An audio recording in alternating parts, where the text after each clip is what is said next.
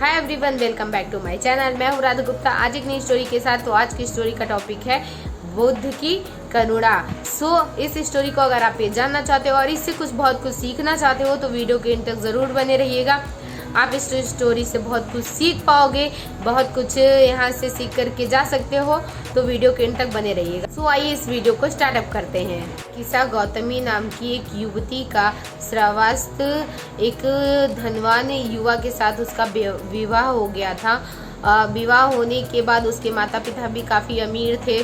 फिर उसका एक साल का बच्चा था जो कि काफ़ी बीमार पड़ा हुआ था और उसका इलाज शुरू होने से पहले ही वो बच्चा मर गया। इस दुख से किस्सा गौतमी पागल हो गई और बच्चे को गोद में ले करके श्रावस्ती की गलियों में वो घूमने लगी और जो भी उसे मिलता वो कहती मेरे बच्चे को जीवित कर दो। प्रार्थना करने लगती थी कि बच्चे को जीवित कर दो, मेरे बच्चे को जीवित कर दो। कुछ लोग उसकी बातों पे ध्यान नहीं दिया करते थे, कुछ लोग मुस्कुरा करके आगे निकल जाया करते थे, लेकिन उसके दुख का हरण या फिर उसके दुख का इलाज कौन कर सकता था। अंत में उसे बहुत ही बुद्धिमान व्यक्ति मिला और उसने कहा किस्सा गौतमी, तुम्हारे बच्चे को सिर्फ एक ही व्यक्ति जीवित कर सकता है, वह है बुद्ध। इस समय वो जेतवन के बिहार में ठहरे हुए हैं। किस्सा गौतमी ने बुद्ध की चरण में गई और उसने अपने मृत बालक के शरीर को उनकी चरणों में के पास लेटा दिया और वो उसने अपने दुर्भाग्य की बात कही।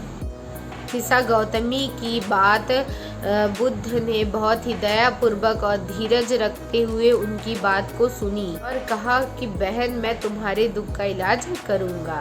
तब उन्होंने किस्सा गौतमी से कहा कि तुम श्रावस्ती की गलियों में चली जाओ और सरसों के दाने को मांग करके लाओ। ऐसे घर से मांग करके लाना जिसके घर में किसी की मृत्यु न हुई हो। किस्सा गौतमी ने धीरज बांधा और वो श्रावस्ती की गलियों में चल पड़ी सरसों के दाने को मांगने के लिए। पहले ही घर में उसने आवाज लगाई और उसने कहा कि मुझे बुद्ध ने भेजा है और उन्होंने कहा है कि ऐसे घर से मुझे सरसों का दाना ला करके दो जिसके घर में किसी की मृत्यु न हुई हो। मुझे सरसों का दाना देने के लिए वे कृपा करें। तब उस घर में से एक सदस्य ने कहा कि बहन, तुम सरसों का दाना तो ले जा सकती हो, लेकिन इस घर में अनेकों लोगों की मृत्यु हो चुकी है। कई घर में गई लेकिन उसे हर घर में यही उत्तर मिला।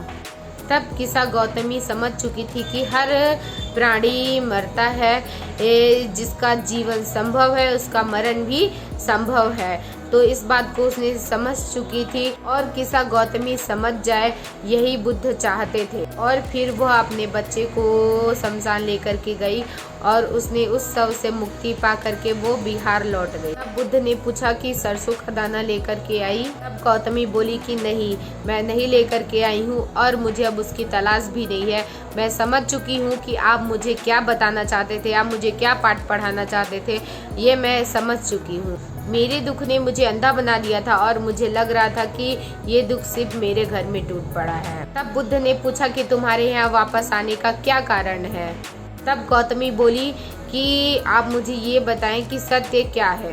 बुद्ध ने बताया कि संसार में कोई भी वस्तु या देवता की कोई भी वस्तु अनित्य है। बुद्ध के वचनों को सुन करके और वह काल को पा करके निर्वाण को प्राप्त हुई। ये कहानी यहीं पे समाप्त होती है। इस स्टोरी से हमें बहुत कुछ सीखने को मिलता है कि जीवन और मरण एक सत्य कथा है और हमें अपने दुख को लेकर के ढोना नहीं चाहिए।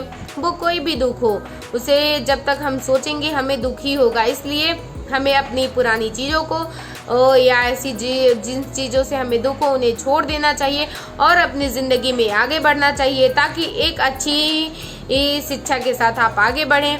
आप अपने ज़िंदगी को भी बदलें और दूसरों की ज़िंदगी को भी बदलें। अपनी लाइफ में भी खुशियाँ लाएं।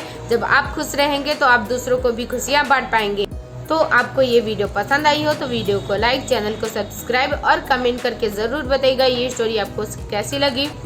क्या आपने इसके पहले भी कोई स्टोरी सुनी है इस तरीके की, तो भी आप मुझे कमेंट कर सकते हो। And thank you so much for watching this video.